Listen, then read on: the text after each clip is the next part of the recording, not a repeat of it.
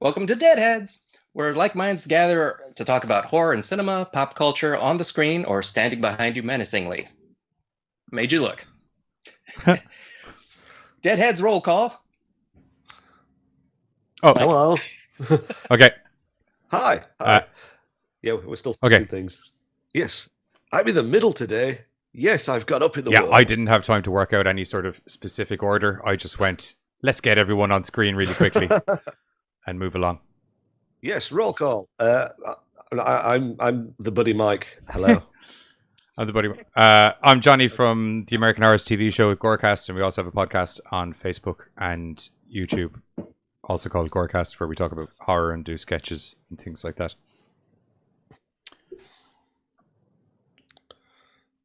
That's the end of me. I think it's Tom's turn now. So tell us, Tom, what are we going to be discussing today?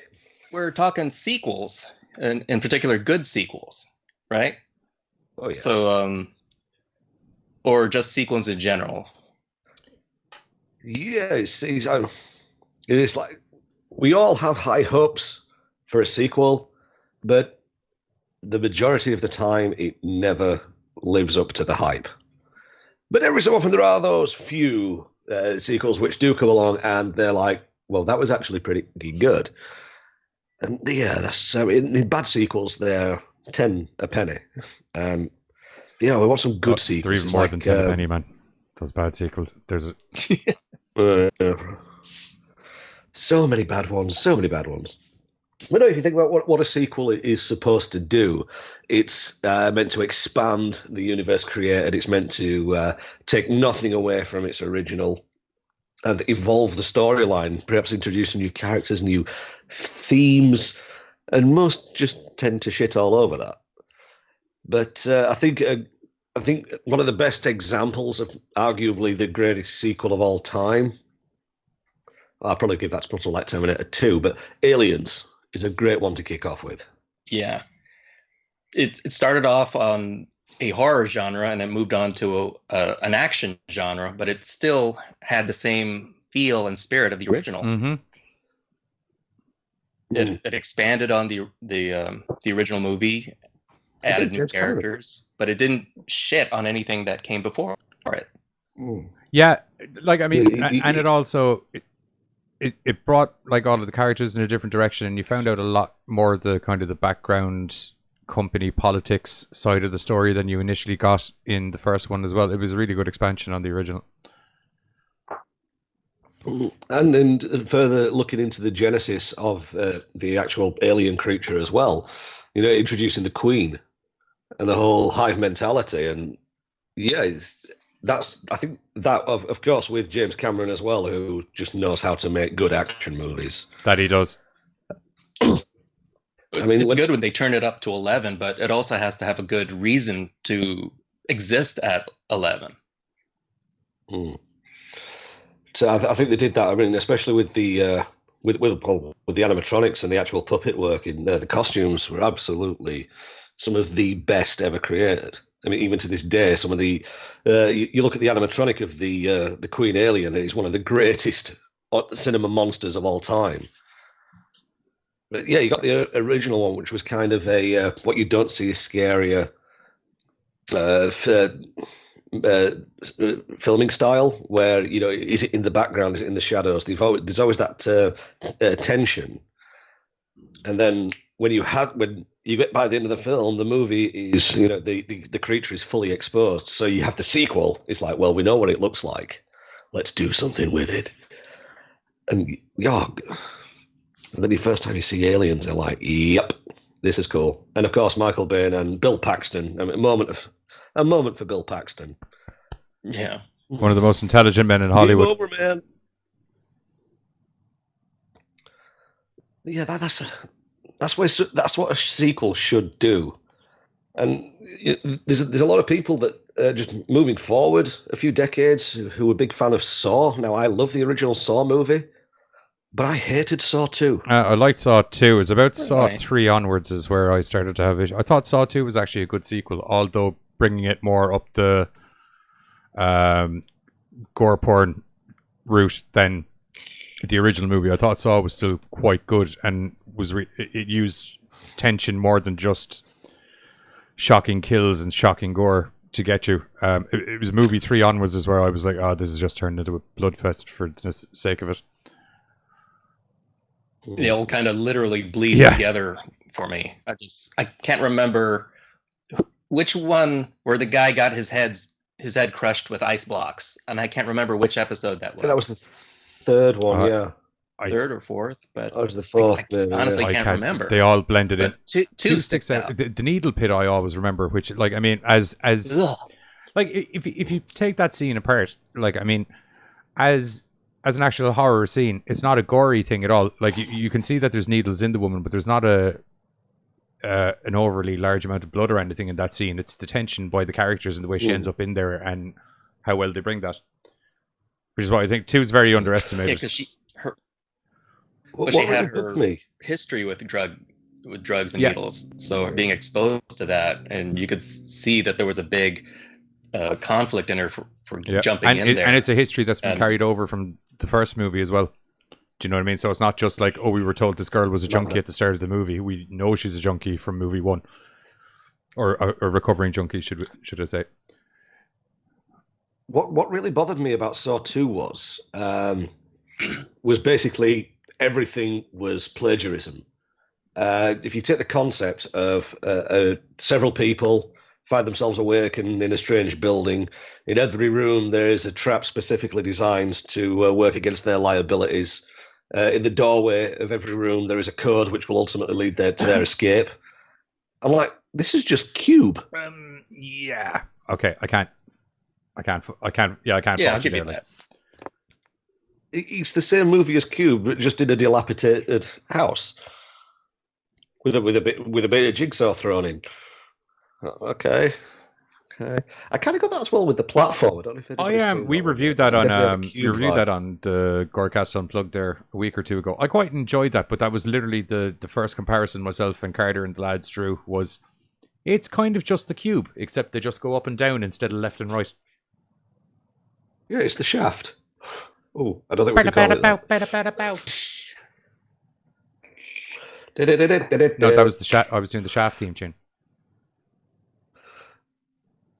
Did that not come past? I just remember it being like 70s porn music. It's the same as the porn music. Oh yeah. Shut your mouth. Yeah. That guy's one crazy mother. Shut your mouth. Love it. Good stuff. I've gone to Ranker. Oh, it's got a great little list, and just to discuss a few of what they consider the top 10 sequels of all time. Their number 1, conveniently, is that's Aliens, but their number 2 is possibly my all-time favorite horror movie. If it isn't, it's a potential. That's Evil Dead. Yeah, okay. Oh fuck.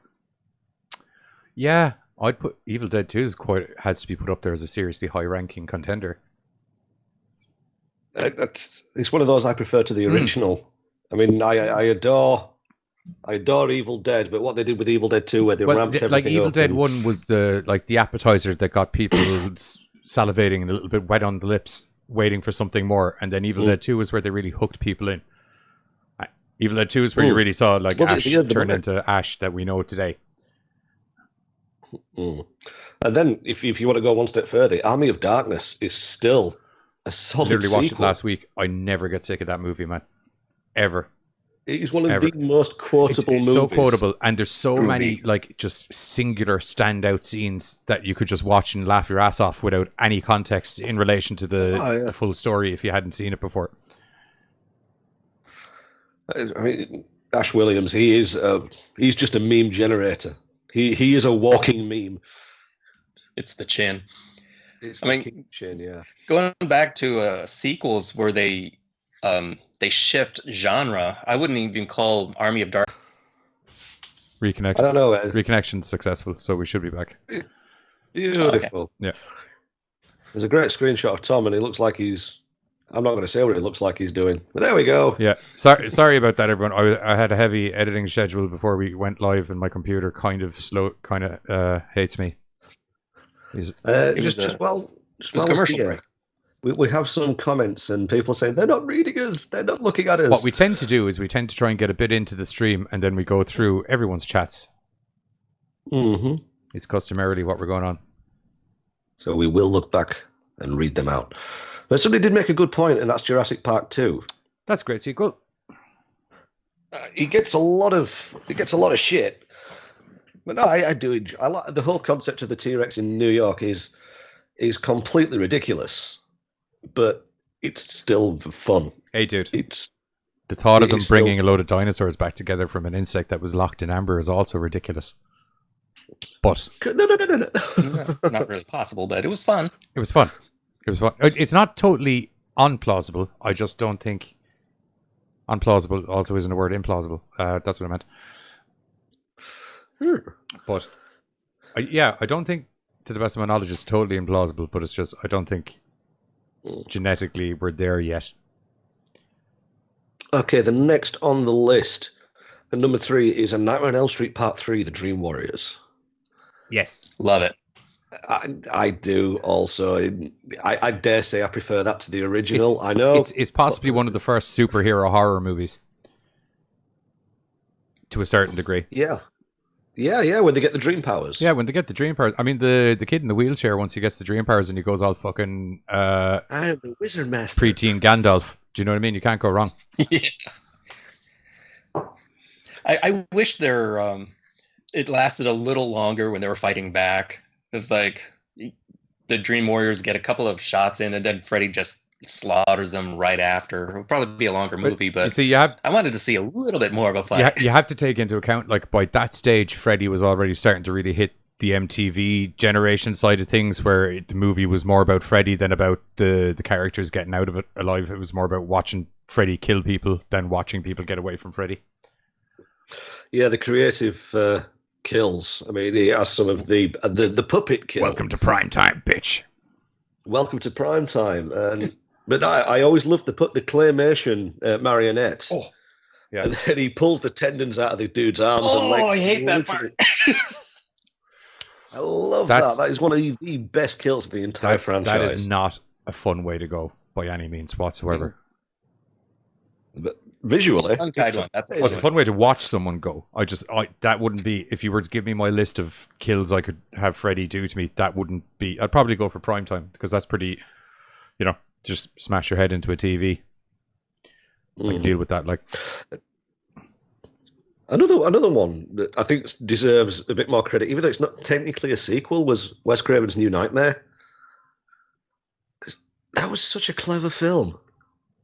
It did something different with the story and the lore. That's what I liked about it. Yeah, it still brought Freddy back, but it's the fear of Freddy personified. I think that's the best way of putting it. That was it's an intelligent horror movie as well. I mean, because Wes Craven, I think was it before he did Scream?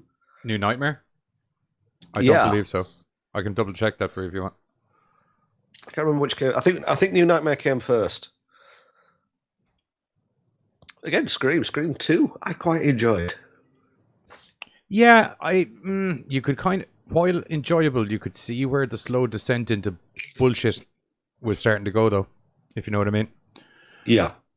What am I looking for? Scream. Where they started becoming parodies of themselves. Yeah. Well, that's one thing that I've always love about the movie Scream, that it was the slasher movie to end all slasher movies. And, it picked fun at its own niche. And, it was a great way. It was a great you're movie. right. New Nightmare was 94 and Scream was 96, I believe.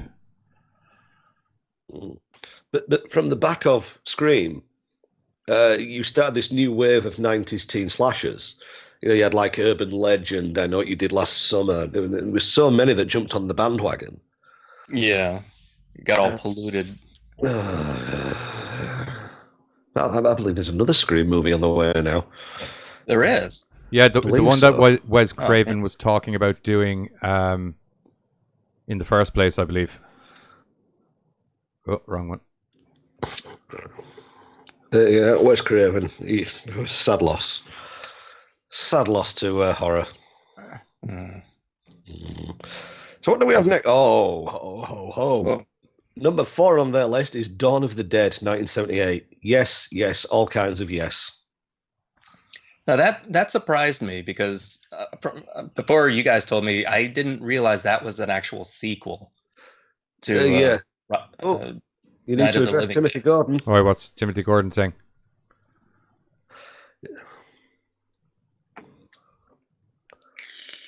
Oh, thank you, Timothy. What's he say? Come on, bros. 28 weeks later is the sequel that needed to be made and discussed. Now, do some digging. Where and when is the sequel to Grabbers? I think this guy knows you, Who is it? Johnny. Timothy Gordon. He's asking about Grabbers. Grabbers and 28. Timothy Gordon. I know that name. I don't believe there's a sequel to Grabbers in the works, as much as I would like one, which is highly regretful because I don't know how you would do it though. Do you know what I mean? Because like the movie's been done, you'd just have to move it to another country or something, really, wouldn't you? Well, that's one of the things that kills a sequel when they just retread what the previous movie did. Like it's just I can't see like it really would just be a rehash of the same movie, because like the kind of the, not trying to sound like I'm standing up for my country or anything, but the kind of the craziness and the alcoholic charm that's there is very much because it's set in rural Ireland, and you know it's kind of documented that like that's what people up the mountains in Ireland be doing, is just drinking. You know, Go down. Okay, it's a great film. It's fun. Yeah. Great comedy. I was so surprised at the production quality on those aliens, man. It was surprisingly good, yeah. But what Timothy asked for was 28 weeks later. That was a good sequel. Oh, that was 28 weeks really later is also sequel. a really good sequel, and it's a perfect expansion upon where 28 days later left off. And to be honest, I actually think it's slightly better than the 28 days later original. There's kind of a lot more going on. There's a lot more connecting storylines that are running at the same time, whereas 28 weeks later was very much focused on Cillian Murphy as Tom and the other girl. Yeah. Do you think 28 months later is ever getting made? I hope so. Yeah, I do hope so. I think the whole concept of the rage virus is more. It has more steam to go back into that universe. But I love the way that they presented 28 weeks. London was locked down, and they find a survivor who wasn't infected, but she was a carrier. I thought, okay, that's a good way to fire it up again. And Robert Carlyle as the he was terrifying. Dude, that guy when he goes zombie is goddamn terrifying. Is literally the word. Yeah, It's Begbie as a zombie. he doesn't have the mustache. Robert Carlyle is playing a bad guy. He's so good. Again, you say Begbie from Trainspotting, But as a zombie. But as a zombie, it's like, what? You don't see many zombies hitting. I don't know. Did it happen in Shaun of the Dead?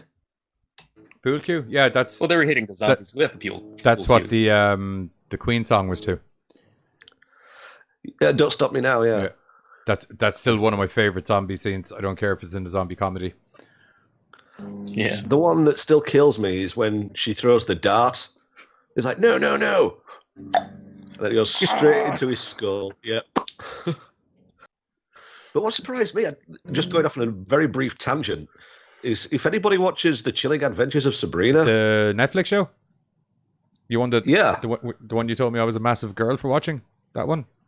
Yeah, I may have watched it. While we were on air, I just said to call that out. What surprised me, I forget the character's name, but the one from Shaun of the Dead that throws the dart into her skull. It's the cute actor. She's Hilda. That's he knows their names. Yeah, I've watched all of it. Changed. Because I didn't like. Don't get me wrong. It's a little bit teen drama angsty, but they have another show called Riverdale, which is based on the Archie comics and stuff like that. But there used to be a dark version of the Archie comics where like the Groovy Ghoulies were all werewolves and things like that, and there was all of this. So it's based on that, and evidently they're building a somewhat Netflix cinematic universe there, because Riverdale and Sabrina are actually set in the same timelines, and they do intersect at certain points. It's yet to properly intersect, but you have seen Riverdale show up and be mentioned in Sabrina. I can't remember how I got onto that. Oh, so there's a Riverdale TV show that was out before Sabrina. I think what bugged me most about it was when it started turning into Josie and the Pussycats. That was only the last season. Yeah, there was an ungodful amount of musical numbers to the point that they doubled up, if memory serves me correctly. They did that Hey Mickey, We're So Fine thing twice. Which I was like, I can't buy this as a magical spell, because that's what it was. Remember, like it was, they were using the cheer. You need, oh my God. Buffy did it. Yeah, Buffy didn't have a dance number. This was more Glee did it. Buffy did have one. They had a full I remember the musical episode. Did they dance in the musical episode? I thought they just sang. There was some dancing. Choreography. It's been a spell since I've seen it. So to speak. So yes, 28 weeks later, awesome Netflix? Sequel. What is Netflix? Next on the list, controversial one, but I do like this movie, The Devil's Rejects. I'm in. I'm a zombie fan. Everyone gives out, all of his movies are just about killer hillbillies. Yeah, and your point is what? What's your point? Yep. And? Have you seen how cool killer hillbillies are? Like, they're awesome. Oh, I've forgotten his name. Mosley? Bill. Yeah. Mosley. Sherry Moon, Bill Mosley, and Sid Haig. Sid Haig. Moment for Sid Haig. Yeah, he was cool. He's a cool cat. I didn't care for Three from Hell, though. I liked it. That. You did? I liked it in a sort of it's just a bunch of crazy hillbillies going on a kill kind of thing, and I liked how they kind of went very much following Sherry Moon's character, Baby Zombie. I liked how they kind of followed her. And I won't lie to you, as a wrestling fan, I'm always happy when you got a bunch of crazy motherfuckers in lucha masks, toting shotguns and going crazy. Oh, yeah. So it kind of hit all the points I was enjoying for it. But I don't know. You could kind of tell that the additional character was very much forced in to just replace Sid Haig, because they were already aware that he probably wasn't going to be around for an additional movie after that. And they were lucky to have him for the current movie. So... What gets me about The Devil's Rejects, it doesn't feel like a sequel, because you have no need whatsoever to have seen A House of a Thousand Corpses. They're two completely different movies, but the only thing that doesn't change, though, and that's the importance of it, is though the same with Alien and Aliens, though they're two completely different styles of movie, they're self-contained, and the characters never changed. It's the same characters out and about, not on their crazy kill farm, out in the general public. So you're watching the transition, or the metamorphosis, shall we say, of them going from one genre to another. But what I loved about Devil's Rejects, which I do think is Rob Zombie's, it's his magnum opus, that is his gift, is how he took these characters who were the most you hated them, you were disgusted by them, they were vile, horrible, but by the end of the movie, you adore them. You root for them. You want them to survive the sheriff. It's like you really want them to win. A lot of that comes down to, well, you see, it's like Butch Cassidy and the Sundance Kid. Do you know what I mean? Like, you really shouldn't be rooting for them. They're a bunch of hardened criminals that are going around robbing banks and killing people, but you don't want to watch the fuzz get them. You want to see them get away and ride off into the sunset. And it's the same with House of a Thousand Corpses. I mean, like, it's a lot of it comes down as well to Otis and Baby's, how articulate they are at their love of murder and what they're going to do to you. Albeit hillbilly articulate, but articulate nevertheless.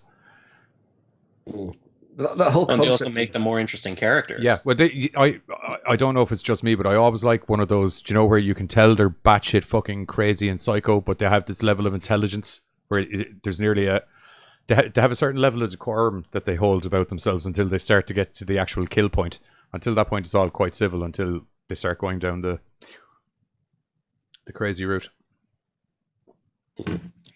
That whole concept of cheering on the bad guy, it's like the first one that I really, really loved, and it is one of my all-time favorite movies, Nightbreed. Oh, yeah.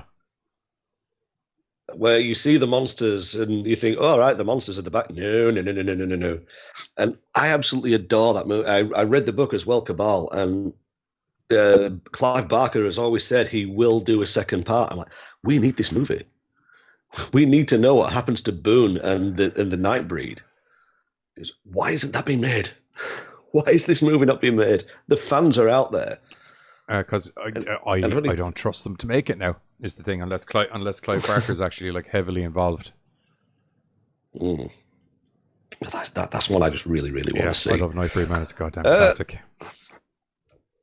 Okay, next on the ranker list is Friday the 13th Part 2. Yeah, I'm okay with that. Yeah. What number is it? I'm. Let me just bring that 5, back up. 7. 7. I've skipped over a couple because we'd already mentioned them. Yeah, I'm okay with that. I'll put a trailer on for that. Yeah, that's where Jason. Well, that's the killer. baghead. The baghead Jason. It was before the mask. Yeah. But I have a thing about Jason Voorhees. I have a very unpopular opinion. You do, yes. I think. I'm going to have to just say it. I think Jason kind of sucks. I always have done. He's just a wannabe Michael Myers with a bit of zombie thrown in. He's a mama's boy Michael Myers with a bit of zombie. And yeah, he's had some great kills and he is iconic, but I thought Pamela Voorhees, spoilers. Yeah, it's like 40 years since the movie came out. Like, villain. I think it's okay to. Yeah, 1980, I think it was. I think we're good. I thought she just made for really an unpredictable, great twist killer. She actually had a reason to be killing people. But that was always part of the appeal about Pamela Voorhees, as well as like you feel for her. Like, do you know what I mean? You can see where she's coming from. I don't know. Look, man. I went and hunted down a goddamn machete with Ari Lehman's autograph on it. I love Friday the 13th. It's like, I don't know. Does it have the seriousness and intelligence level that makes you really think throughout the movie of Halloween? No. No. Well, movie 1 does, but movie 2 does not. And onwards, it doesn't. No. And did it get really wacky and out there after movie 5? Most certainly. But oh yeah. Although I still love Jason in space. Don't ask me why. that is one of my favorite Friday the 13th Mine too, dude. sequels. That double sleeping bag kill is just, again, unpopular opinion. I like the one where he goes up against the telekinesis chick. I think it's part 6. In the beginning. I don't mind that one either. I like that one as well. One. It was Jason versus Carrie. Because it did something different. Yeah. And because it was good as well because it finally gave some of the people that he was going up against an excuse, or sorry, not an excuse. It finally gave some of the people that he was going up against an actual ability to try and defend themselves against him. Because he's obviously at movie 6, he's well established that he's got some supernatural level powers going on, and it was nice to see someone who also had some supernatural level powers to go back at him.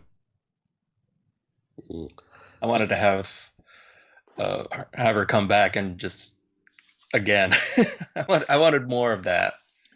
I enjoy that one, but my thing with Jason is I don't fully understand how he became so iconic. I mean, yeah, he is a horror icon, but I think there's others which are more deserving than Jason Voorhees. Yeah, Matt Cordell is. I can tell you exactly how it got so famous if you want. Was it the mask?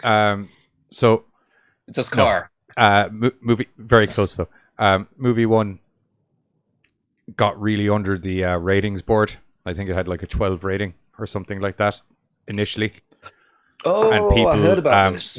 When they when they realized the ratings board basically read bunch of kids at summer camp get stalked by a serial killer, and they're like, that should be fine. Do you know what I mean? Weren't expecting it to be the bloodbath that it turned out to be. Bring the whole family. They were expecting kind of like long drawn out crime drama, if memory serves me correctly from the story, but they cracked down so hard with the ratings on all of the Friday the 13th after that it actually just drove their sales through the roof because people were like, oh, this is the movie I'm like not supposed to see because they do not want me to see it. So I obviously want to see it. Yeah. Keep off the grass, let's play football. I should have a more button. It's like we're saying about Matt Cordell. I mean, Maniac Cop is one of the most underrated horror trilogies. I mean, it's got its fans, but my God, do I love those movies. Man, I love those so much. Bruce Campbell's in those as well. And, Bruce Campbell's in the first... He died in the second one. Yeah. Spoilers! They've had like 40 years to see It's the like movie. I Bruce think it's okay. Campbell. I'm going to say that every time you say well, unless it's applicable when you say spoilers.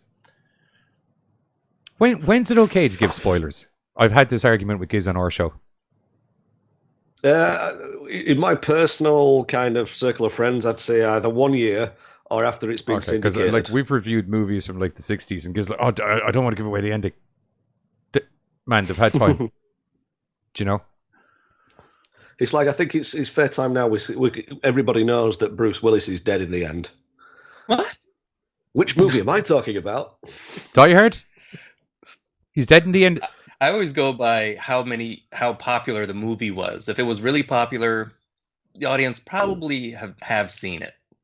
It's like I know Tommy is a fellow nerd. It's like when the last few Star Wars movies came out, there was this great unanimous decision to not reveal spoilers to absolutely anybody, and it was so well done. Was that this kind of again this unity of letting people watch this movie on their own? I need more of that. Nowadays, I will say, like, by the way, Star Wars people are really good that way. The Game of Thrones fans are not. Game of Thrones fans are like, did you see Game of Thrones last night? No. Oh, your man died. Thanks. Do you know that character then? You know that one you like? Yeah. Just watch. It's like, well, That was a weird laugh. I enjoyed Game of Thrones, except for the ending. It was terrible. It's because the ending was no longer part of the original writing. It was fan fiction. That was some crap fan fiction, was that? Crap. Not only was it crap, it was very slow. There's another one that gets overlooked. Gremlins 2, the new batch. Yeah. I love that movie. If the only thing you need from your sequel is that it's successful, well done, Gremlins. Mission accomplished. And it is one of the funniest movies. You know, if you've got that weird slapstick, it's just a cartoon. It's a live action cartoon. Is that movie? It's like a twisted children's show. Yeah, and it's just incredibly Killer fun. Muppets that sing. But when they're taking all the potions and you get the spider gremlin and the gargoyle gremlin, I thought, this is singing amazing. gremlin. Don't forget the singing gremlin. That's the most important. Let's not forget about the weird little factoid is that you've got Robert Picardo in that movie, who is amazing in everything. Let's agree. And he did the voice for the female gremlin.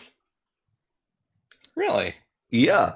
So at the end of the movie, he gets locked in the office with the female gremlin and starts, they start making out. And there's this part of me that's thinking, is Robert Picardo having a solo session in there? He did, didn't he? Wasn't that well, we say solo session, wasn't he essentially just molested by a gremlin? Was he working the puppet, so to speak? Picardo is like the original Andy Serkis. If there was a character that was kind of zombie goblin-y type thing, it was Robert Picardo doing it. Not a particularly outstanding movie, but from a technical standpoint, do you ever see Legend? With Tom Cruise and Tim Curry? Oh, yeah. Big horns. I think the character was called Meg. She was like a swamp witch. She was, yeah. That's Robert Picardo. I'm like, whoa. There's such a versatile actor that's always in the background, never really up front, but he's a great addition to any movie. It's like Doug Jones is another great example. Oh, yeah. Yeah. The man who's played everyone. Doug Jones yep. Yeah. He was so good in Hellboy, man. Oh, yeah, Ib Sapien. Have you seen, Pan's Labyrinth? The reason I say Hellboy is because when you're done up like a horrible looking monster like that, customarily your job isn't to be adorable and make people like you. And Abe's the type of guy where you'd be like, I'd actually go for a beer with that human fish. But it's like, what was it? Hocus Pocus, he played Billy. I'm like, I'd go for a beer with that zombie. That's a cool zombie. You played Billy? I didn't know that. Yeah. Damn. Cool. I mean, he's been in a lot of things under makeup, and I wouldn't know until after the fact. Well, his biggest thing at the moment is, I think it's going back to Star Trek. Is it Saru? Saru, yeah. What a guy. I'm just going to have to go on a brief tangent now of my favourite, mind-blowing connection, which was, if you remember Tuvok from Star Trek Voyager. Yeah. He's in Spaceballs. And he's got one line in the entire film. We ain't found shit. That was him? That was Tuvok from Voyager. Oh my god. I need to pop that in now. I need to watch Spaceballs again. It's amazing. Right, let's go on with the list. I've not seen this one. So this is going to be you two. Final Destination 2. It's the one on the highway. Oh yeah. Oh, that's really, dude. That opening highway. Oh, yeah, sorry. right. They all blend. I've lied. I have seen that one. They did expand that quite well, didn't they? Because they said whoever survived the original death where they were supposed to die, if they were to save another person's life during that time, they would never have been alive to save that person. So that person must die as well. Yeah. I think I said that right. Don't make me say it again. Yeah, it ties it. Still That was tied into the original. Yeah, it ties in movie one and movie that's- two together really nicely. When considering how batshit out there the actual plot of the movie is in the first place, I thought it was pretty like as explanations go how both movies tied together. You were like, oh yeah, okay. If Tony Todd explains something, you better listen. That's still my proudest moment. Is I got Tony Todd cutting a horror promo while driving a bus. I was like, I'm so jealous of that. Yeah, he was like, where do you want to shoot the promo? I feel we're going to have to shoot it on the bus. I'm just putting it out there. Reminds me of that what Peter Griffin said about Morgan Freeman. I can say about Tony Todd. I want to sleep in a bed made out of his voice. Dude. Be my victim. Be my victim. He doesn't sound exactly like that, but he's not far off it. I am the writing on the wall. I'm like, whoa, okay. Hey, writing. No, he does have an amazing voice, does Tony Todd. Yeah. But yeah, I think the one thing that I love most about Final Destination was this kind of Rube Goldberg chain of events that actually led to many of the deaths. Like just watching these unfold. I mean, that's the cream of the Final Destination series. So many OSHA violations in these movies. Somebody asked me once if there was a big battle between all of the horror icons, who would win? And my answer was Death from Final Destination. There's no right answer. Well, if you essentially think about the way Freddy Krueger's already beaten death. Yeah, because he's non-dead. Could this be a conversation for another time? We could really get into this. Not being, it's like a rock, paper, scissors of not killers. being snippy. I have no problem getting into that as a conversation if we actually arrange a date and have time to research, because I feel that's something where we need to go through everybody's skill set and do a legit who's got what. That actually sounds fun. Yeah, Future episode. Did you ever watch Superhero Beatdown? It'll be like Superhero Beatdown, except it'll be horror movie characters and not animated because I don't have time. It seems to be like Monsters. It's supposed to be Monsters Brawl. It'd be more like Monsters Top Trumps. Yeah, well, Superstar Beatdown is essentially Top Trumps except videoed. Okay, fair enough. Oh my god, I'm looking further down this list and they've got Halloween H2O. That's actually not a bad sequel. I didn't mind Halloween 2. I liked the rest of the night. I mean, he did mess up a few things. What's the thing with Halloween H2O? You're supposed to. 20 years later, that's my issue with the goddamn Halloween franchise. Is there's so much retconning of stuff as you go through. So it's like, okay, so you need to watch movie 1 and movie 2, but you don't watch movie 3 because that actually doesn't count. It was really a standalone, but we just stuck the Halloween name on it. Number 4 doesn't count at all. Then we have Halloween H2O. Then the new ones came out. Oh no, sorry. Then there was the one with goddamn Buster Rhymes. We won't talk about that. Then we had the Halloween ones. They're the one that Zombie did. We won't talk about that, even though I'm quite happy to talk about it. I think they were great, and they went a different direction. But they're like, we won't talk about that. And then we're doing the new ones now, where you have to do movie 1, but you forget movie 2 because movie 1 is now movie 2 with the thing. The thing that bothered me about that was they discounted all the other Halloween movies. Okay, so now you got Mike Myers after what, the first movie? his legendary kill count stopped after that, didn't it? He killed what, 3 people he in didn't the first have the highest movie? kill count in the first movie. Although if you go by the new movie, he killed a whole buttload of people on the way to getting to. But when he was caught after being shot out the window, right? And then they threw him in the asylum. His killing streak stopped at that point. And then he gets out, and that's where the movie starts. But it's like, where's his legendary kill count? You've essentially, if you were doing it like a sporting event where it's, kills count, you've just kicked your boy down the... Like Death Race 2000. Yeah, like you've just kicked your boy down the list. It's like, they don't count anymore. It's like... It bugs me. If we have to address Halloween 3 Season of the Witch. Is that a bad movie? No, it's a fucking great movie. It's just it should always have been a standalone, just based in the Halloween universe. Yeah. Forget calling it Halloween 3. They should just repackage the movie and just call it Season of the Witch. It's a terrible Mike Myers They should have movie. called... They should have called it Season of the Witch, and the only Halloween reference would have been that you're told it's in like the Halloween universe, and there might be a news report about Michael Myers and the killings on the TV of one of the kids or something, so you know that it's all happening in the same thing. But the issue with Season of the Witch was bad branding. You do it sort of like what they did with Unbreakable and what was the pseudo sequel? Unbreakable Split. The one before Unbreakable Glass. Split and Glass. Split. That was it. Yeah, it works that way. Just like, they're connected to these films. Yeah, that'd been a nice little tie. But I do like Halloween 3. I don't think it's particularly amazing, but it's got Tom fucking Atkins in the lead. I love the way that movie ends with him just screaming into the phone. Which movie is this? You get this. Sorry. Oh, Season of the Witch. Sorry.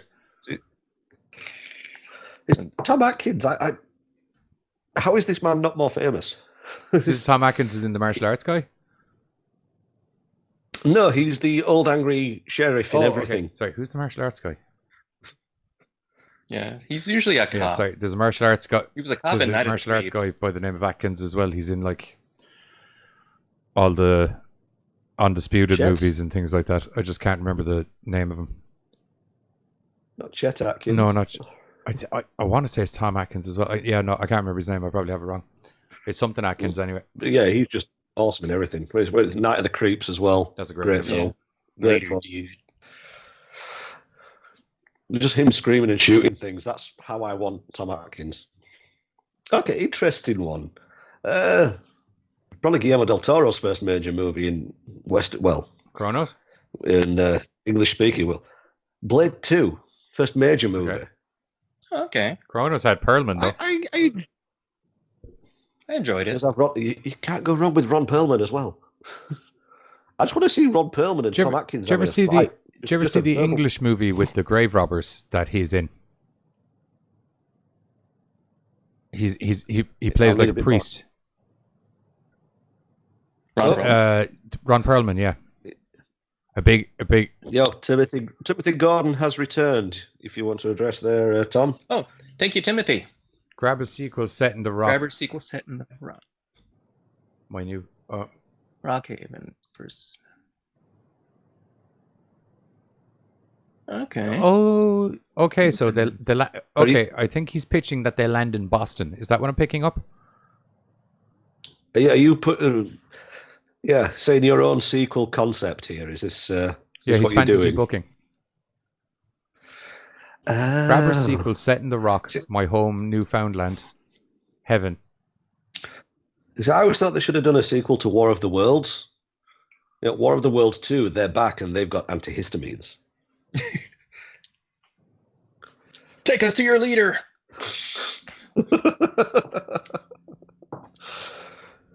Would that'd be Mars attacks. That'd be kind of like plugs. War of the Nerds, though, wouldn't it? Just a bunch of aliens with inhalers walking around. Attack! If you're quoting Revenge of the Nerds there, that is one of my all-time favourite comedies. It's a classic. Now, we've got to write a sequel to Grabbers. We've got to write a sequel to Grabbers. From a man We can From a man who picture does concept. movies, the first thing you have to do before you write a sequel to Grabbers is you have to buy the rights to write the sequel to Grabbers. Although I suppose we could write it and then hope it's so good that they just hand us over the rights. Just as a concept, where they say that the alcohol makes you invisible to the Grabbers, why can't you just have a sequel where they've evolved past that and they can see people who are drunk, but they can't see people who are stoned off their tits? I'm covered. So they just got to get off their tits on a big bag of marijuana, and they're good. Yes, and it's not like they have to run. Sounds from like my them. kind of movie. Where are we going? Where's this taking place? And it could just end with them all getting the munchie and having fried calamari.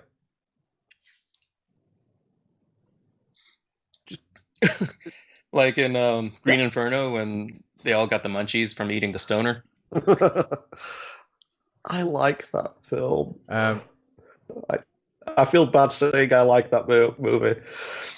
I like Eli Roth. Sorry. I know what he's done to horror, but I like Eli Roth. He gets far too much shit. He's one of the few people on the planet that is just an exclusive horror director. His movies aren't great, but we could do with more Eli Roths.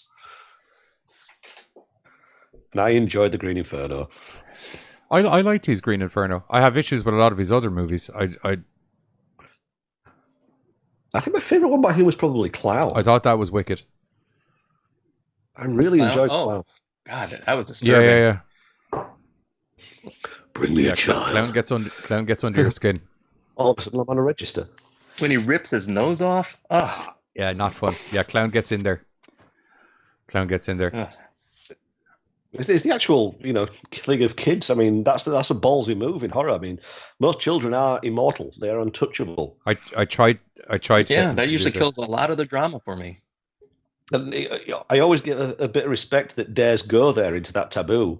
It's like the Blob remake. I adore the remake of the Blob, but yeah, that goes there. That melts kids. I'm like, whoa, you did it! You did it!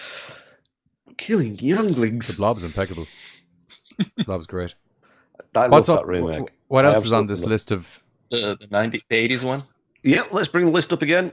Next, we had Blade 2. I did enjoy Blade 2, except for the really, really bad CGI. That did kind of kill it. The Mortal Kombat fight. Really The bad Mortal CGI. Kombat fight. Yeah. But after that, we have Hellbound, Hellraiser 2. I like that film.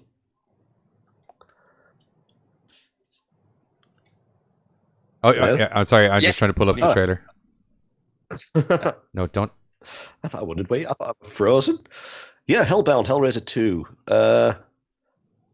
Yeah, I thought that ramped it up really well, where, you watch the original film and there's not really that much Cenobite action going on. It is more about Frank. I mean, obviously, the Cenobites are quite predominant in the film, but it's not all about them.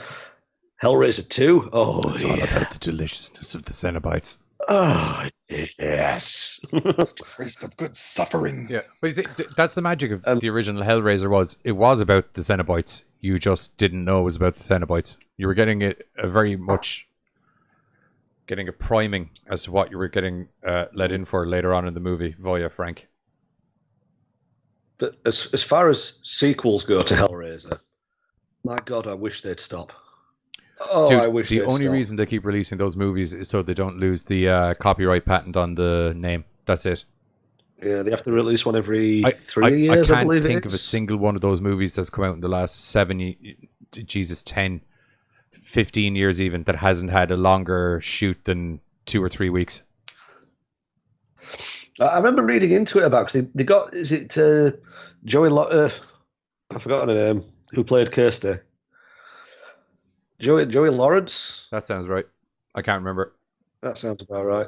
Yeah, she returned in, I think it was Hellraiser Deader. And I watched the film, and she made so little money that she could only afford to buy a fridge with the money she was paid. So after that one, that's when Doug Bradley stepped down playing Pinhead. And he said, well, I'm not working in a movie for a fridge. Yeah, well, that's fair enough. It takes me. Like, you pay your lead actress so little. And you just, it's like, well.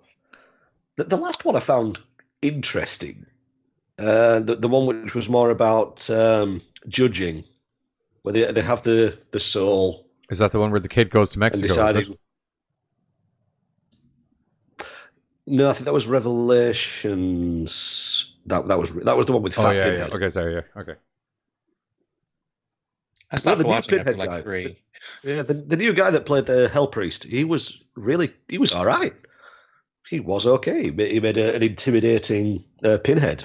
He's no Doug Bradley. You need that voice. He's one of those guys with the voice. It's the same with Freddy Krueger. It's like Robert Englund's voice is so synonymous with the character now. Like even when you watch, like outside of all of the other glaring issues with that remake that came out like in 2010, he just didn't sound like Freddy.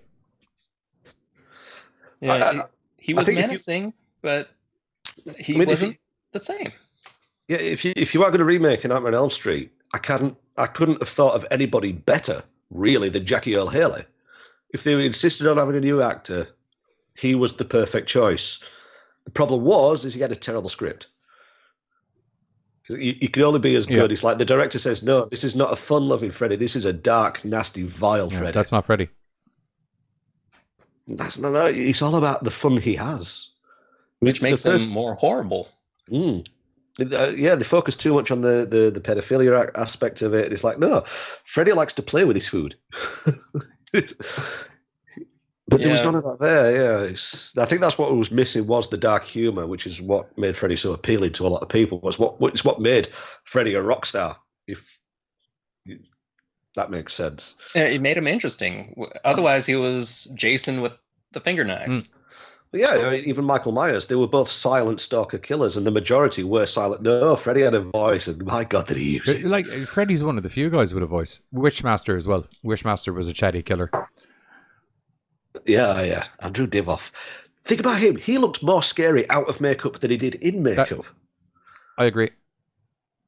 Totally agree. Divoff has just got such a sinister look. Seeing as we're on sequels, the Wishmaster sequel wasn't too bad. Number 2. It not unlike every other massive horror murderer from back then. They progressively got way worse after that then.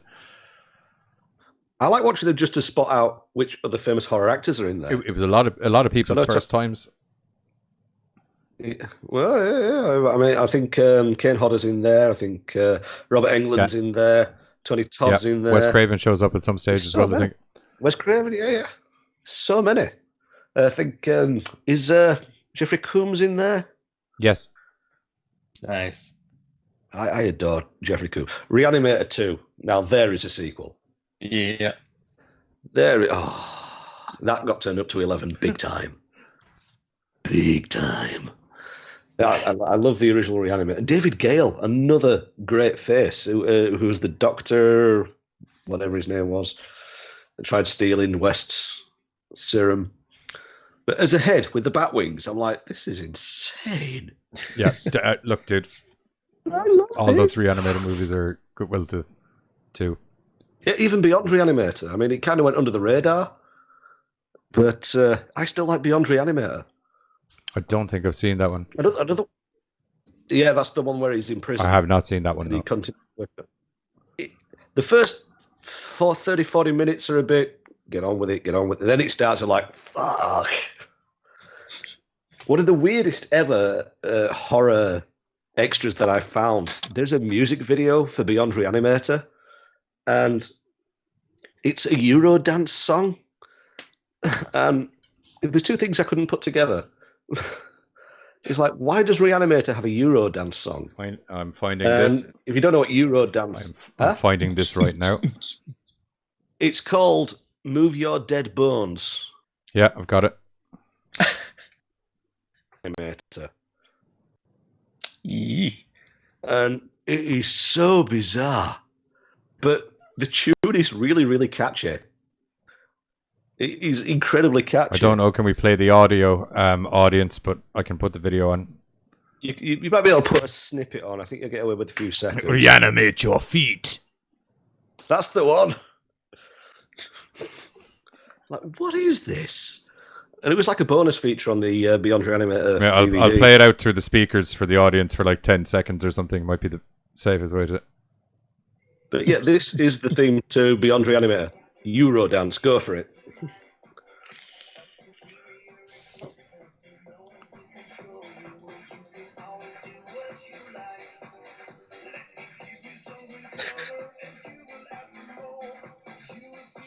There's going to be a load of chicks in bikinis just come out behind me now in a minute. Yes, there is. Oh, man.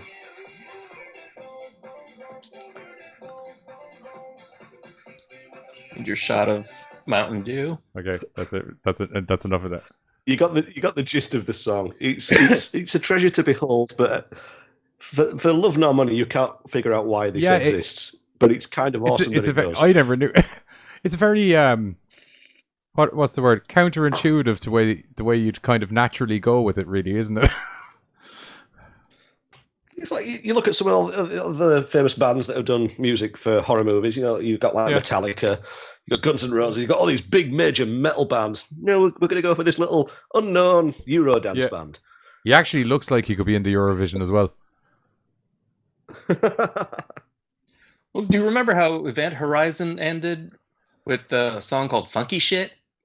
Oh, yeah, that was The Prodigy. Yeah, I always thought that was an odd song to end a horror movie with. Because it was so upbeat and so danceable. It was weird. Prodigy were a mega band at that time. I mean, a moment for Keith Flint, another fallen superstar. That hurt when he died. When him and Chester Bennington died, I was absolutely It was also devastated. the shortness in time between both of them. Like, it wasn't as significant. Like, it was weeks. Mm. Yeah. Mm. Both pioneers. But yeah, if you look into the soundtracks that Prodigy have supplied, it's an unbelievable list. Just where they've turned up. Amazing band. But yeah, that is one of the weirdest vignettes I've ever seen from a horror movie. Move Your Dead Bones by Dr. Re-Animator. Please, anybody listening, find it on another page. Time to reanimate your feet. It's incredibly catchy. Moving on, Child's Play 2. Yep. Yeah. I enjoyed that one. I probably enjoyed that more than the original. I mean, I thought the original was the scarier movie, but I thought the second one was more fun. I thought the first one was scarier because the victim is a little child, and you feel so scared for this child being chased by this killer. And then as he got older, it wasn't quite as scary to me. But I think the second one is like, it's like Johnny was saying earlier about Nightmare on Elm Street becoming a bit more of an MTV generation horror movies. That's what they did with Child's Play 2. Chucky got way mouthier. The last 20 minutes of that movie where they're in the factory and he gets new parts bolted onto him and they start melting him down, he puts the knife in. I thought, this is cool. This is really, really cool. But again, another unpopular opinion, I kind of hate Chucky now. I think it was from Bride of Chucky is a bit of a guilty pleasure. Dude. It's a guilty pleasure. I enjoy that film. Bride of Chucky is awesome. It's not a guilty pleasure. Seed of Chucky, Cult of Chucky is god awful. I didn't particularly have an issue with Cult of Chucky or the one before it. What was that one? Yeah, there was Curse of Chucky, and then there was the sequel, which was Cult of Chucky, because it was following on from Curse. I didn't hate the new one where they got the animatronic. Mark Hamill. Yeah. I didn't mind that idea, but they didn't steal anything away from it because I believe there's a Child's Play series. Yeah, there's really. And the concept is that the two, is it Buddy and Chucky may actually meet. So I'm like that. I'm good with that. You've stolen nothing from the original. You've made your own film. It's not a remake. It's I think it was also one of the reasons they decided to go that direction with the movie was so the movie was separate to the series, because the series is essentially continuing on from the Chuckies. Whereas the new Chucky movie is its own thing. There's so many of these multiple continuities showing up for fucking things now. It's starting to actually get hard to keep track. When I first read about it, it's going to be an animatronic doll. And I'm like, okay, well, I don't hate that idea. I think giving it the ability to actually have excuses for it moving on its own I thought that you could make some really interesting scenes with that, and you might be able to give it a physical advantage as well. So I didn't hate the idea of a robot doll pet. I mean, if you look at Furbies, those things were fucking I terrifying. will say in credit to the movie as well, it does actually make you feel bad for the robot at certain stages. I thought they could have put a bit more into it than just saying, "Oh, this is just a pissed off guy, and I'm going to turn off all the safety settings." No, I think he did more than just turn off the safety settings. There was something. He put some virus into it. Well, it's like that Simpsons episode where he just set the doll to evil. Yeah, that's essentially what he did in the new Chucky. Yeah. Oh, that was the killer. That was the itchy and scratchy robots, weren't it? More Jennifer Tilly. I totally agree with you, Timothy Gordon. Yes, I agree, Timothy Gordon. If I hadn't already taken a wife, she would be what I'd be. Yeah, I love her. She's great. I'd like to see her do it well. Maybe in her youth, she'd have made an awesome Harley Quinn. I've said that. I've said that for Harley years. Quinn. Okay, let's just put her in as Harley Quinn. All's good. Yeah, Child's Play 2, good movie. She's a bit too buxom for Harley Quinn, though. I Is that a complaint or an observation? It's an observation, I suppose. I'd still fap to that. Dude, I'll tell you. Have you seen the Harley Quinn animated series that's been out? It's great. It's the chick from Big Bang Theory is doing the voice of Harley Quinn. You know, Kylie Cacao or Coco. Yeah. Coco. And man, she's great. She's actually like bang on the money. It's exactly what you'd be expecting. I want Tara Strong to do the voice. Imagine if she does a different take on it. Did you ever see Daria? Do you remember that cartoon show from the 80s or the 90s? Yeah, I'm friends with one of the animators. It's Daria based in the DC universe with Harley Quinn. Right. Well, that was a spin-off from Beavis and Butthead, wasn't it? It's not Beavis and Butthead, though. It's Daria. Just clarify. Especially Poison Ivy. She reminds me of Daria. That's literally the reason I drew the comparison. The one that got me is Tara Strong. No, not Tara Strong. Elizabeth Daly. She's one of the other voice artists that did Harley Quinn. Again, those weird connections that you don't realise, because she was the voice of Tommy Pickles in the Rugrats, if you ever watched that one. Oh, yeah. But she's also one of the one of Rob Zombie's killer crew. And how can you play this beloved, sweet, cartoon character for so many years and end up being one of the most savage, nasty bitches in cinema? Like, well done, you. You have range. You have range. It's probably built up. But when she gets nude in the zombie movies, I'm like, I can't look at this. I cannot check out Tommy Pickles' tits. This is just not right. Especially when you put it that way. Man. Nope. The FBI wants to take your information. Mike is out of there. He is gone. Bye-bye. Oh, Johnny.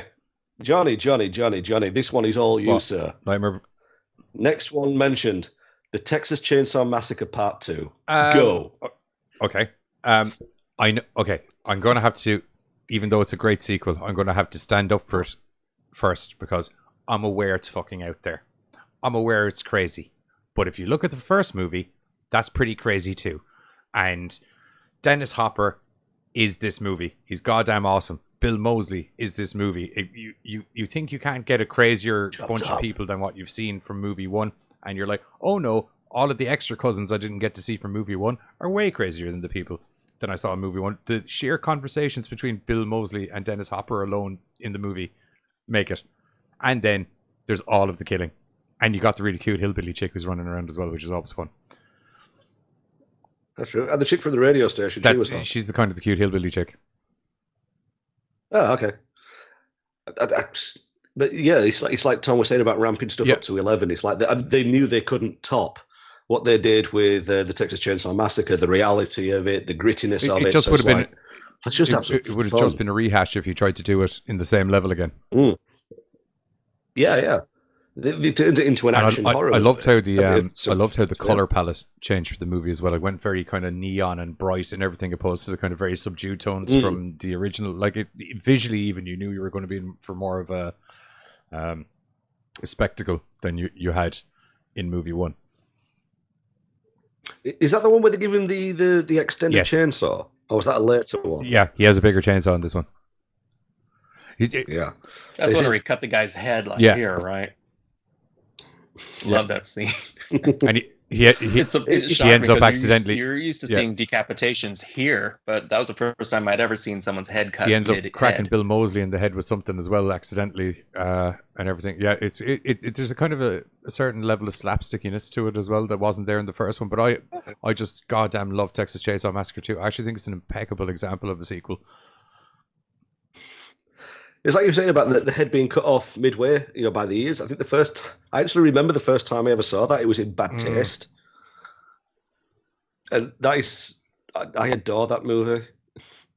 Peter Jackson, before he was doing Lord of the Rings and all those films, he was making incredibly practical, low-budget movies, horror movies. Someone said Rob Zombie is a hack in the chat. Rob Zombie, he's not as good as he used to be. He's not as good as he used to be. He just tries to make things as nasty as possible now. And what was it, 31? I think that was the last. Oh, no, 31's not great. That was my the running face of disapproval. That was just the running giving his wife a job. It was the Hunger Games directed by Rob Zombie.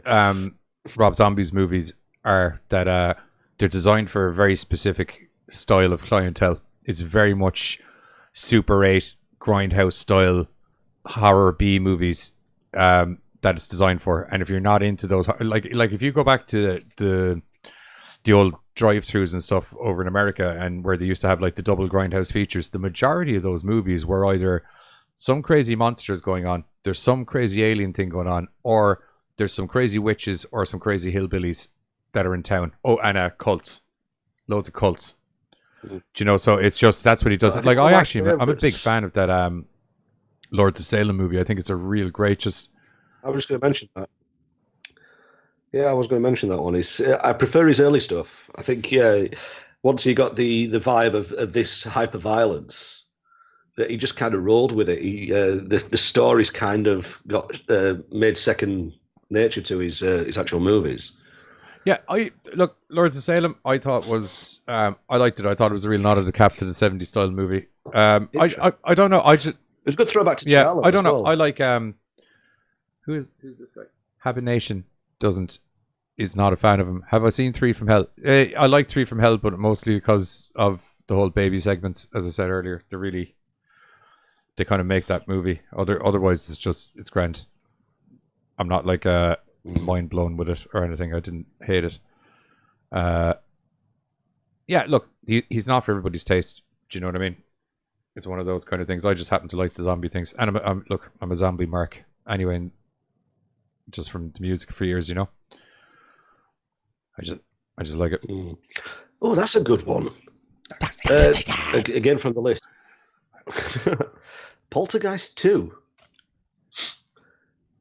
That was a fun movie. Sorry, Poltergeist 2. Sorry, I had Exorcist 2 in my head. I was after you and I had the conversation. I was like, "Isn't that the shit one?" Heretic. That's the weird one. That's the one with the locusts. You and I were having that. I was like, I think I'm going to review Exorcist 2, and you were like, "That's the shit one." I was like, I thought 3 was the shit one. No, 3's the good one. 2's the shit one. I was like, okay. Turned out. There's about 7 of the Turned out after watching it, you were very much right.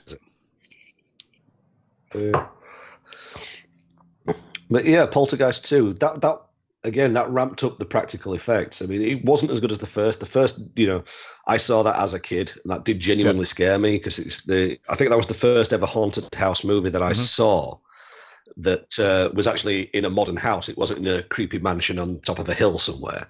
So that whole reality about it, I mean, the first Poltergeist, I can still watch it today and have that little bit of fear that I had when I was a child. But then you watch the second one. I mean, the whole scene where he drinks the worm from the tequila bottle and he upchucks the zombie. I'm like, that is cool. That was so sweet. And yeah, there's that kind of. I miss practical movies. I really miss practical movies. And Poltergeist did it very, very well. And again, it was Toby Hooper, weren't it, who made the first? Texas Chainsaw, buddy. Yeah, it's one that's kind of overlooked. The Wrong Turn sequels, that's on the list. They were okay. Although in the defense of like the actual topic of the show, as sequels go, the sequels were quite good. They very much stayed on point with the original movie. Right, there's one here, and I have it planned to watch, but I've kind of not watched it on purpose this past few weeks because of the situation that everybody's going through now, where we are locked down. I live in a hotel, and my job at the moment is night security, but I still live within the grounds or within the complex. And yeah, pitch black, middle of the night, with all the electricity off, Doctor Sleep. I haven't watched it yet. Very possibly, possibly. But this place is huge. For a man who's had plenty of conversations with me about how like we've become essentially desensitized to modern horror and stuff, this could be a very, very good time to put the shiggles up yourself before you go and after watch the movie. I am tempted. But it's like when I get so deep into the hotel, I'm like 3 or 4 floors in, all the power's off. It is a little bit. I'm going to be a bit quicker down this hallway. Purple Panda guy said cats, and I was like, I'm assuming he's talking about Cats the movie, is he? Because I hear that, I think they should just rebrand that as a horror movie now at this stage and just try and re-release it. We want the butthole cut. No,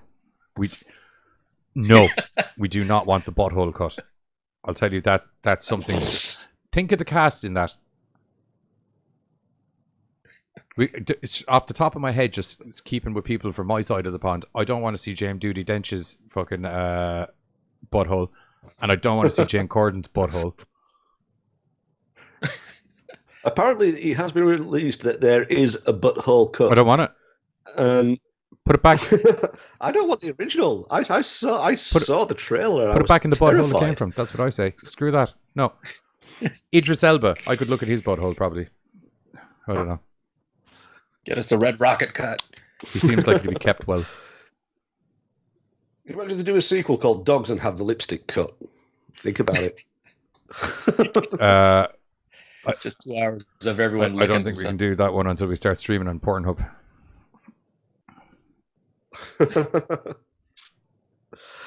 Right, I'm maybe looking at this list again, and there's only 1 or 2 that are worth mentioning here. There's Darkman 2, The Return of Durant. Didn't even know that existed. Those movies. There's 3 Darkmans. There's Die Darkman. I saw the first one. I never knew there was any sequels. Yeah, you got the first one, which was Liam Neeson as the Darkman, and then in the second 2, they changed it to Arnold Vosloo. The guy who played the Mummy in the 90s. Oh, Vosloo, yeah. Yeah, he's the guy that plays. I got his name. What's the character name? Darkman. Yeah. Darkman. And I don't know why they didn't make him Bruce Campbell like he was at the end of the first one. Yeah, he gets the Bruce Campbell mask. I mean, because it's got Sam Raimi written all over it. Well, it's a Sam Raimi movie. Yeah. Yeah, it's just a fun movie. If you're ever into dark superhero movies, it's so much fun. It's ridiculous. But yeah, the second one, The Return of Durant. Again, what was his name? Larry. Oh God. I know who you're talking about too. He was Dr. Giggles, one of the best hidden gem movies ever. If you've never seen Dr. Giggles, I implore you to watch that film. It is so much fun. Larry Drake. Yeah. I got there. Just the guy's eyes. He just looked. He plays crazy really well. He did. But yeah. Well, the other one. Yeah, but yeah, there's 3 Darkman movies. Yeah, they're okay. Jaws the Revenge? I don't think so. What is that doing in this movie? Isn't that the one with the growling shark? The one with the shark where the woman thinks the shark's got a grudge? Yes, it's got a psychic connection and follows her to like the Bahamas or somewhere similar. Okay. Didn't the shark blow up in the previous movie? No, this is like an angry, pissed off relative. Right. Here's the story there now. I think we should completely... the show is going over an hour, and I think now that that's shown up in the list, we should just disregard that list as making any sense whatsoever. So, sorry, everyone, that we've had a waste of a show. They don't know what they're talking about. What the fuck? Michael Caine won't even put that on his filmography.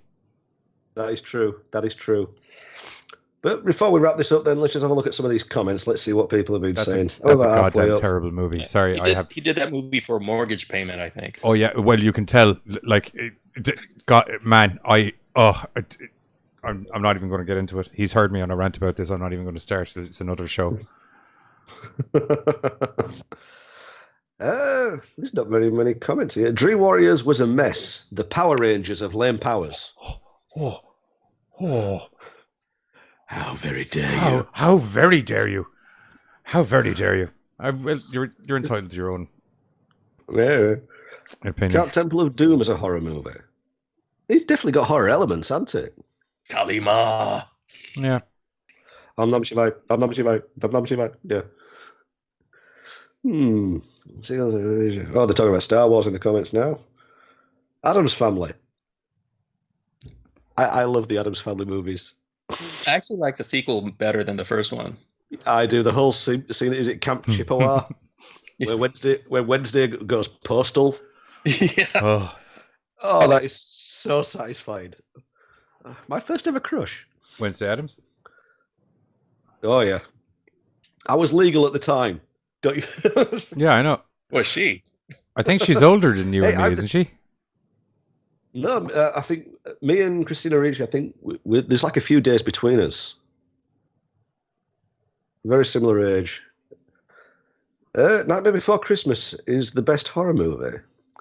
That's more horror parody. So you just fall into the spectrum of horror, but there's no fear and no scares in there. Well, it's not designed to scare, so does it make it a horror? No.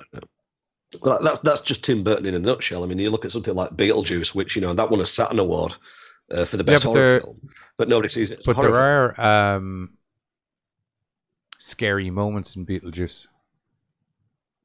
Oh, the Lost Souls room. That always got me. Ricci is 40. Oh, yeah. 40.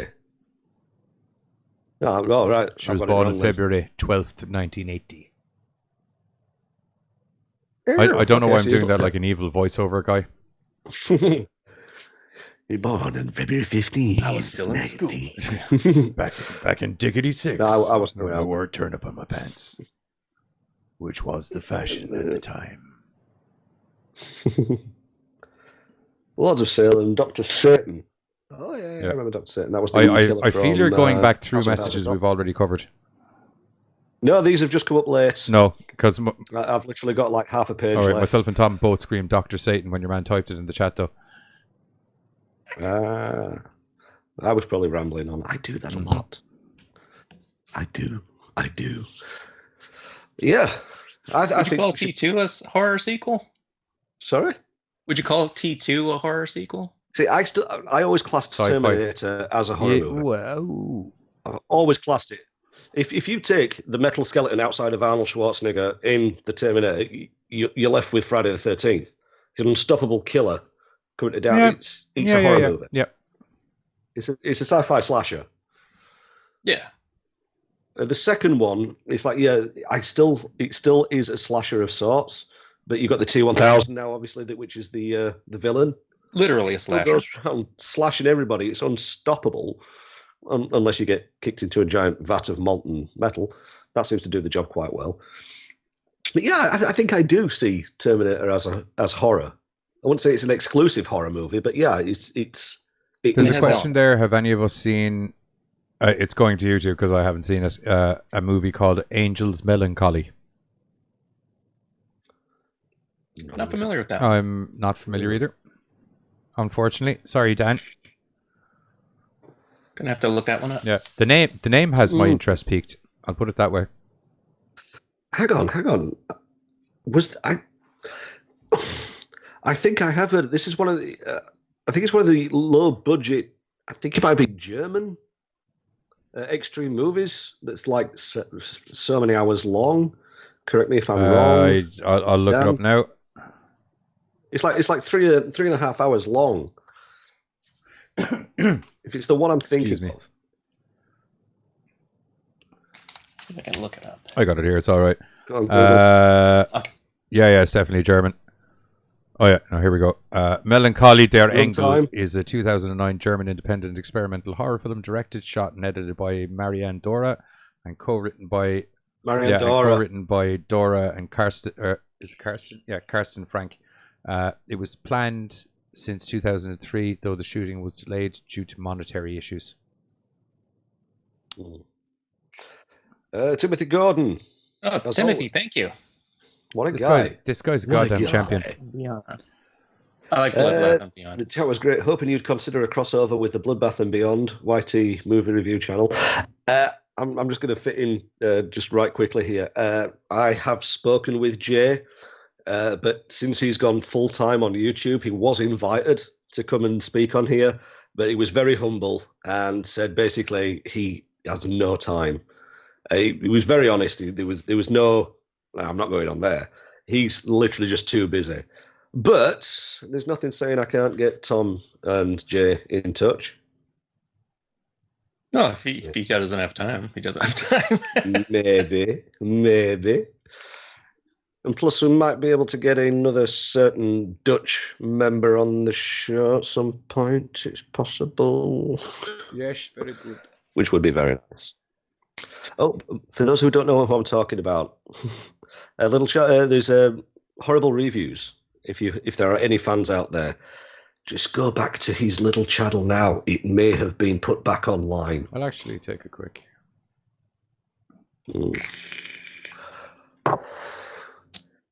I think that's a good idea for the next meetup. Do the horror villain top trumps. Who would win? The ultimate showdown of all the yeah, it's back online here for me as well. Told you that the AI is in charge. Thank you, Skynet. Thank you. Skynet's not so bad. Be my overlord. Be my overlord. We surrender at will. I, for one, welcome our new robot overlords. Purple Panda says, I should have breakfast. I agree with you. It's a very essential and sustaining meal for the day. You should get on that. Yes, you should never skip breakfast. Horrible Reviews is back. Get yourself over there. Not until you've finished here, of course. Watch a few of Johnny's and a few of Tom's I hear first. Gorecast videos are great this time of year. I hear they're excellent. I hear they're streaming every day this week. No. We're streaming 3 days this week. And all other weeks from now on. And where can they find you, They can find me on Facebook at the Gorecast, and they can find me on YouTube at the Gorecast, and they can also find me on Instagram and Twitter at the Gorecast. That's it. Or Johnny Deadly. Either or. If you're looking to talk to me personally. Right, let's wrap this up. Okay. Let's wrap this up, Tom. The floor is yours. Well, thanks everyone for watching. Special thanks to Johnny and Mike. And our next one was probably going to be that Killer Rumble, which I'm really excited about. It might be something before that. I feel there's going to be a little bit of research put in there. True. Okay. We'll come up with something else. But I think a good idea. It's coming soon. It's coming soon. We should pick 3 each and then face them off against each other in discussion. Oh, what's the criteria? Do they have to appear in more than one movie, like from a franchise? Well, no, they can be anybody from a franchise, but you need to be able to somehow explain their powers, somehow give me some definition of where the level of their powers are and what they do, and then we will compare. And we'll also need to go through their movies and see what level of damage that they take before they get fucked up and or die, so we can have a basis. There's loads of stuff on YouTube that I can show you videos of that I'll give you the idea of how to break this down. Oh boy! Okay. No, I'm just giving you a I'm just giving you a warning so you guys come in prepped. That's all I'm saying, because I'll have notes. I'll probably have my whiteboard there so I can do some quick whittly doos for you, that kind of thing. All right. Bring it Hand on. puppets, maybe. I don't even know. Can't wait. Let's wrap this up. All right. That's it for us. Thanks for watching, everyone, and we'll see you next time. Toodles.